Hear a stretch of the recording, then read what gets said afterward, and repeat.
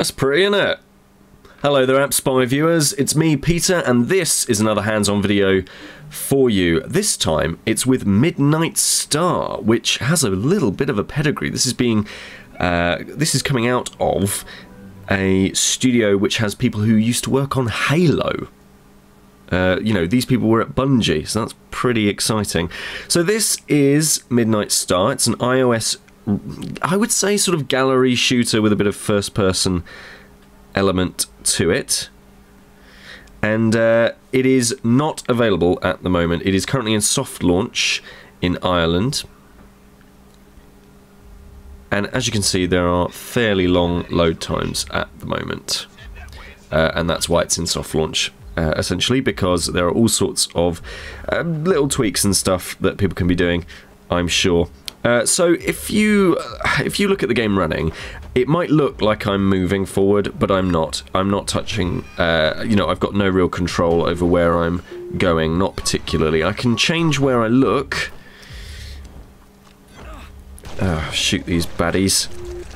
I can change where I look if I like. By tapping on the left of the screen and the right of the screen. Ah! A little bit of melee combat there. Ah, missed him. Bosh, bosh, bosh. Come on, shoot this dude. So yeah, if I tap on the left, I can change where I'm looking, and that's all good. I'm changing my ammo now, my gun at the moment. And if I tap it, that icon in the top right, then I reload.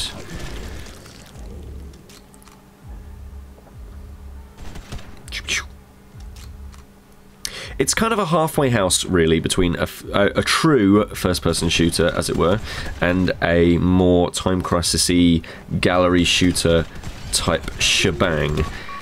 In so much as, you know, I'm being guided here, but it does feel a bit more, I don't know, what's the right phrase? Oh, there we are. There we are. It feels a bit more like I've got a bit of choice, I suppose.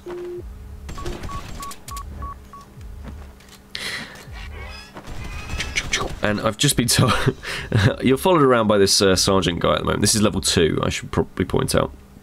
You're followed around by this sergeant guy, and he always just like pops up just at the end, like, "Oh hey, yeah, I was totally hanging out with you and following you and making sure that everything was all right. Yeah, no, oh, no, it's fine. I just, hey," like always, just make sure that he's known that you know that he's there. So there's 2 weapons that I've got at the moment: the pistol and the machine gun. I prefer using the machine gun. If I'm honest with you, simply because it's got a few more bullets in it that you can use. Oh, and there's a flashback scene there. Look, sort of reminds me of Mass Effect. There was a war here. The pistol is a bit more unwieldy, and you have to reload a lot. That's something that you'll see, you know, when you're looking at this gameplay video, because so much. Oh. Hold 2 fingers to shield. Reload there. You see, it's almost like there's, you know, 6 bullets in a clip or something like that, and every single time you have to reload. Like, I think you can take out maybe 1, maybe 2 enemies at an absolute push with 1 clip, and that's per gun, you know. So the interesting thing about this is that it is free to play. So, you know, not a paid app, which means that there's got to be some sort of monetization in there. It's in soft launch at the moment, so they're trying to kind of work that out at the moment, like what that means for the first-person shooter. And oh, block it.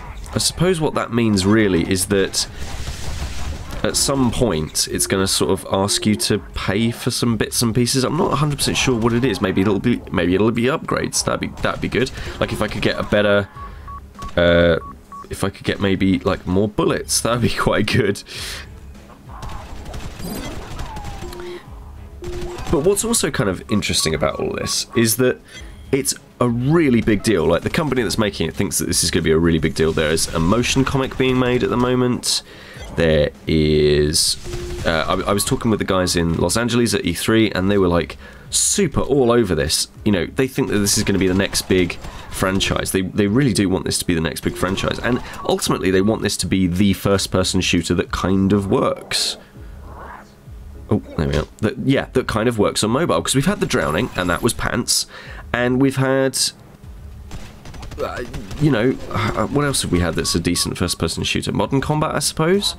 But none of them have quite got the controls right, and this feels a little bit more like it does actually get them right. So to aim, I'm holding my finger on the screen, and when I hold down, I fire.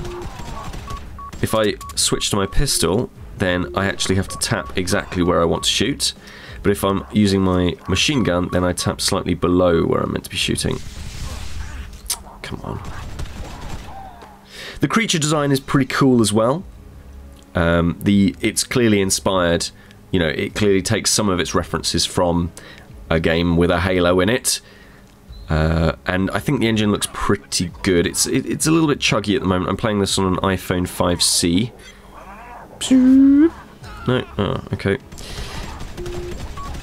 But yeah, it does chug a little bit.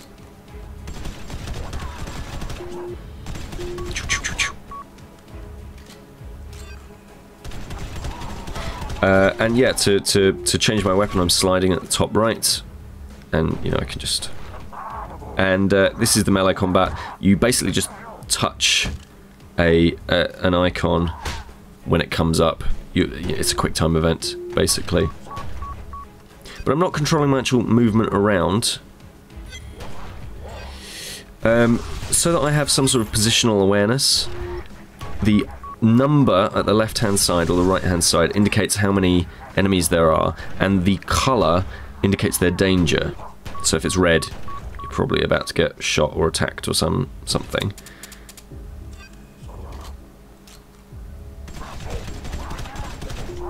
But yeah, there's a motion comic that's being worked on at the moment. This is currently in soft launch. It's free to play. It's in Ireland at the moment. And I think there's some work to be done, basically. I think that this is a cool early look at the game, but there's definitely going to be some work that has to be done before it's actually totally there. I think the other thing is that it takes so long to kill everything, and these stages are huge. I don't have this amount of time. I died. There we are, look, I died. Oh well. Oh, and I'm looking straight up. I think that this is a pretty interesting game, and I will be really keen to see how it does in the run-up to its actual launch. It's some way away, so we'll give it the benefit of the doubt from now.